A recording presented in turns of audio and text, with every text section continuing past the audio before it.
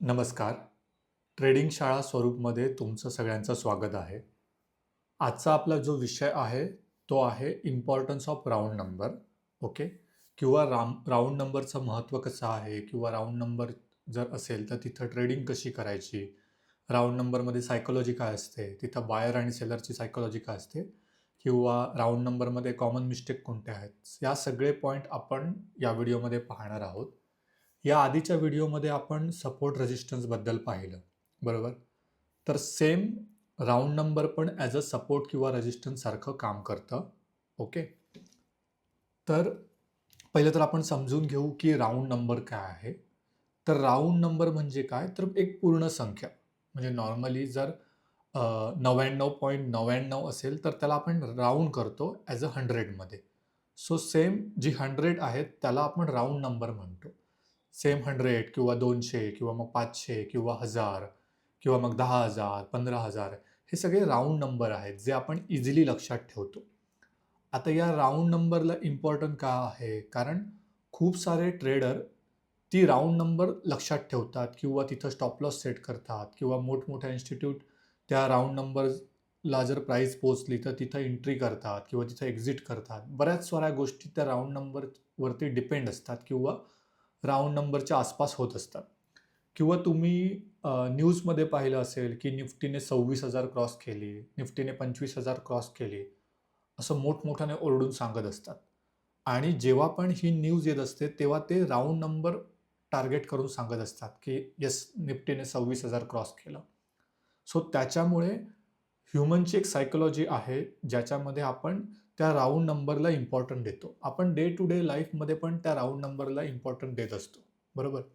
So ही जी संख्या आहे त्याला आपण राउंड नंबर असं म्हणतो किंवा पूर्ण संख्या म्हणतो आपल्या मराठीमध्ये. तर या राउंड नंबरला खूप सारे ट्रेडर रिॲक्ट करतात. ओके. किंवा इथं ॲज अ सपोर्ट किंवा हे जे राउंड नंबर आहेत ते सपोर्ट किंवा रेजिस्टन्स म्हणून काम करतात. ओके. ते कसे काम करतात हे आपण या व्हिडिओमध्ये पाहू. राउंड नंबरच्या मागची सायकॉलॉजी काय आहे, तर एक म्हणजे ते सिंपल नंबर आहेत, क्लीन आहेत किंवा इझिली आपण लक्षात ठेवत असतो. ओके. खूप सारे ट्रेडर आहेत जे या नंबरच्या आसपास काहीतरी एक्सपेक्ट करतात, म्हणजे इथून ब्रेकआउट होईल किंवा इथून रिव्हर्सल होईल. ओके. त्याच्यानंतर राउंड नंबरच्या जवळपास खूप साऱ्या प्रमाणात बाईंग किंवा सेलिंग होत असते. ओके. सो त्याच्यामुळे आपण इथं प्रेडिक्ट करत असतो की इथं काहीतरी होईल किंवा इथून काहीतरी होईल. सो ही एक सायकॉलॉजी ऑलरेडी बिल्ड झाली आहे मार्केटमध्ये की येस, जर मार्केट पर्टिक्युलर राउंड नंबरच्या जवळपास पोहोचलं तर तिथं काहीतरी होण्याची शक्यता आहे. एकतर रिव्हर्सल होण्याची शक्यता आहे किंवा मग ब्रेकआउट होण्याची शक्यता आहे. ओके. तर नॉर्मली कसं आहे, आपण ऑलरेडी सपोर्ट आणि रेजिस्टन्स पाहिलं होतं, राईट? सो हे जे राउंड नंबर असतात ते बऱ्याच वेळा ॲज अ सपोर्ट किंवा रेजिस्टन्स म्हणून काम करतात. ओके. म्हणजे जर मार्केट खाली येत असेल आणि एका पर्टिक्युलर राउंड नंबरच्या जवळपास पोचलं, म्हणजे मार्केट जर 25,000 पर्यंत पोहोचलं, तर जर मार्केट ऑलरेडी सेलिंगमध्ये आहे, जर 25,000 पर्यंत पोहोचलं, तर खूप सारे जे सेलर आहेत, ते तिथं त्यांची पोझिशन एक्झिट करतात. ओके.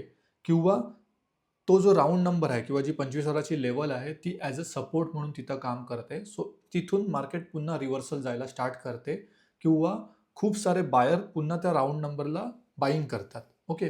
सेम हे जे राउंड नंबर आहे, तो ॲज अ रेजिस्टन्स म्हणून पण काम करतो. म्हणजे जर मार्केट ट्रेंडिंगमध्ये आहे आणि जर मार्केट त्या लेवलपर्यंत पोहोचलं, म्हणजे समजा मार्केट एखादा राउंड नंबर पकडला, समजा 26,000 पर्यंत पोहोचलं, तर तिथून मार्केट पुन्हा डाऊन होण्याची शक्यता असते. ओके. सो त्याच्यामुळे माझं असं म्हणणं आहे, जेव्हा पण तुम्ही ट्रेडिंग कराल, तेव्हा तुम्ही जसं सपोर्ट रेजिस्टन्स पाहता, तसं कुठं राउंड नंबर आहे, हे पण पाहणं गरजेचं आहे. ओके. राउंड नंबर इग्नोर करून चालणार नाही. काही वेळा राउंड नंबर वर्क करतो, काही वेळा राउंड नंबर वर्क नाही करत. ओके. सो तुम्हाला दोन्ही केससाठी रेडी पाहिजे. खूप सारे मोठमोठ्या इन्स्टिट्यूट आहेत किंवा मोठमोठे जे बिग प्लेयर आहेत, ते राउंड नंबरला ऑर्डर प्लेस करून ठेवतात किंवा लिमिट ऑर्डर लावून ठेवतात किंवा त्यांचा ऑलरेडी स्टॉप लॉस तिथं लागलेला असतो. त्याच्यामुळे काय होतं, जेव्हा पण आपली प्राईस राउंड नंबरला पोहोचते, तेव्हा तिथून शार्प रिव्हर्सलचे चान्सेस असतात किंवा मग तिथून स्ट्राँग ब्रेकआउटचे चान्सेस असतात. सो त्याच्यामुळे तुम्ही नेहमी राउंड नंबरकडे लक्ष ठेवणं गरजेचं आहे. आता मी तुम्हाला एक एक्झाम्पल दाखवतो की राउंड नंबरमध्ये मार्केट कसं वर्क करतं, सो तुम्हाला क्लिअर आयडिया येईल. समजा आता हा 15 मिनिटचा चार्ट आहे. ओके, माझ्या स्क्रीनवर तुम्ही पाहू शकता हा 15 मिनिटचा चार्ट आहे आणि इथं तुम्ही पाहू शकता मार्केट इथं अपट्रेंडमध्ये होतं. म्हणजे 7 नोव्हेंबरपासून मार्केट वर गेलं, वर गेलं, वर गेलं. ओके, त्याच्यानंतर मार्केट इथं आलं. 26,000 जेव्हा टच केलं, ओके, 26,000 जेव्हा टच केलं मार्केटने, तेव्हा तुम्ही इथं पाहू शकता एक डबल टॉप बनला. ओके, डबल टॉप हा एक पॅटर्न आहे जो आपण प्राइस ॲक्शनच्या पार्टमध्ये, जो आपण लास्ट प्राइस ॲक्शनचा व्हिडिओ बनवला होता, त्याच्यात मी तुम्हाला ऑलरेडी सांगितलं जे काही पॅटर्न आहेत ते आपण कव्हर करणार आहोत.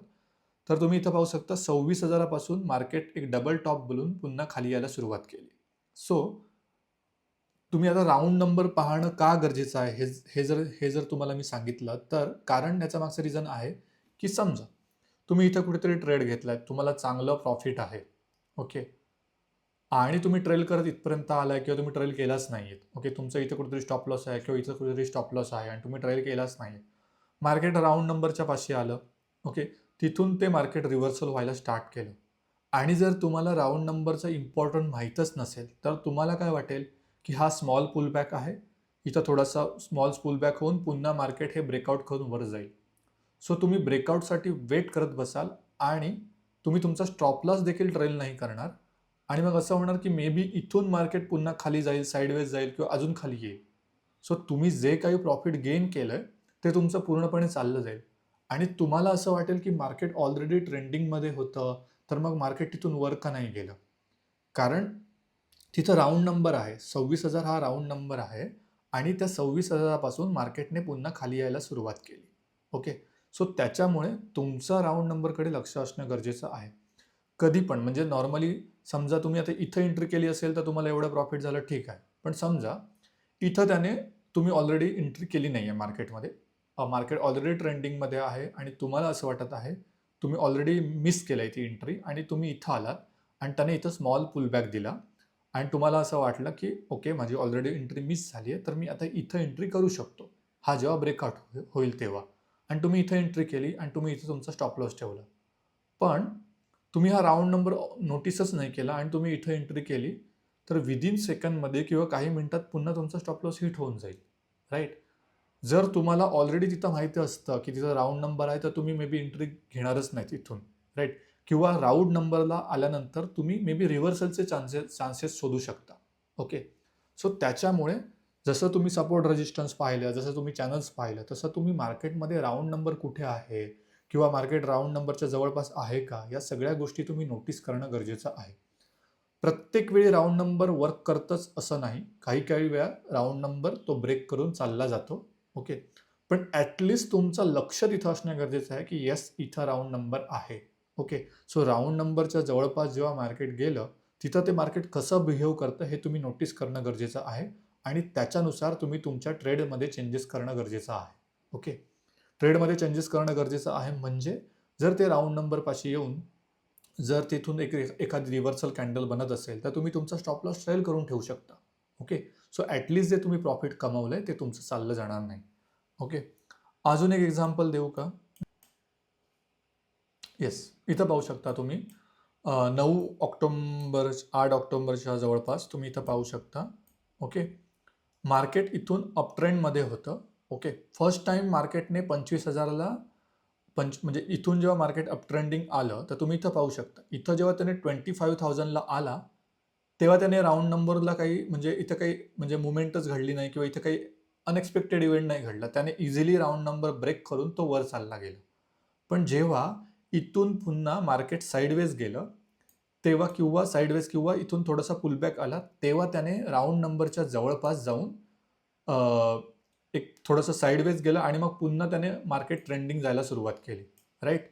सो जेव्हा इथं पुलबॅक आला, तेव्हा त्याने पुलबॅकमध्ये हा 25,000 इथं ॲज अ सपोर्ट म्हणून काम केलं आणि मगासचं जे एक्झाम्पल पाहिलं होतं तिथं 26,000 ॲज अ रेजिस्टन्स म्हणून काम केलं.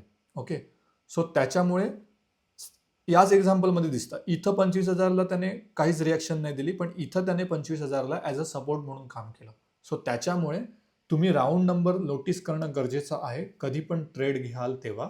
ओके, खूप सारे बिगिनर आहेत जे कॉमन मिस्टेक करतात राउंड नंबर. एक म्हणजे तर तुम्ही राउंड नंबर नोटीसच करत नाहीत किंवा तुम्ही राउंड नंबर इग्नोर करतात किंवा तुम्हाला राउंड नंबर ऑलरेडी माहीतच नसतं की मार्केटमध्ये हा पण एक कन्सेप्ट आहे ते. ओके. किंवा विदाऊट कन्फर्मेशन तुम्ही ट्रेड करायला सुरुवात करतात. म्हणजे राउंड नंबरच्या जवळपास आल्यानंतर तुम्ही वेटच नाही करत की मार्केट तिथं कसं बिहेव करत आहे आणि तुम्ही ऑलरेडी एंट्री घेऊन बसता आणि मग राउंड नंबरपाशी आल्यानंतर मार्केट रिव्हर्सल जायला स्टार्ट करतं. ओके. तुम्ही नेहमी असं अझम्पशनमध्येच असतात की येस, नेहमी ऑलवेज राउंड नंबर वर्क करेल, तर असं नाही आहे. राउंड नंबर काही वेळा वर्क करतं, काही वेळा नाही वर्क करत. ओके. सो त्याच्यामुळे तुम्ही दोन्ही कंडिशनसाठी तयार असणे गरजेचं आहे. ओके. हा कन्सेप्ट फार महत्त्वाचा होता तुम्हाला सांगणं, कारण राउंड नंबर इग्नोर करून चालत नाही. तो त्याच्याकडे तुमचं लक्ष असणं गरजेचं आहे. सो जेव्हा पण तुम्ही कधी ट्रेड घ्याल इथून पुढे, तेव्हा सपोर्ट रेजिस्टन्स चॅनलसोबत तुम्ही राउंड नंबर कुठे आहे, तिथं मार्केट कसं बिहेव करत आहे, या गोष्टी नोटीस करा. ओके. सो येस, भेटू आपण पुढच्या व्हिडिओमध्ये. ओके. आणि अजून पण तुम्ही जर चॅनलला सबस्क्राईब केलं नसेल तर चॅनलला सबस्क्राईब करा. मॅक्झिमम लोकांपर्यंत माझे व्हिडिओ पोचवा. ओके. So yes, thank you.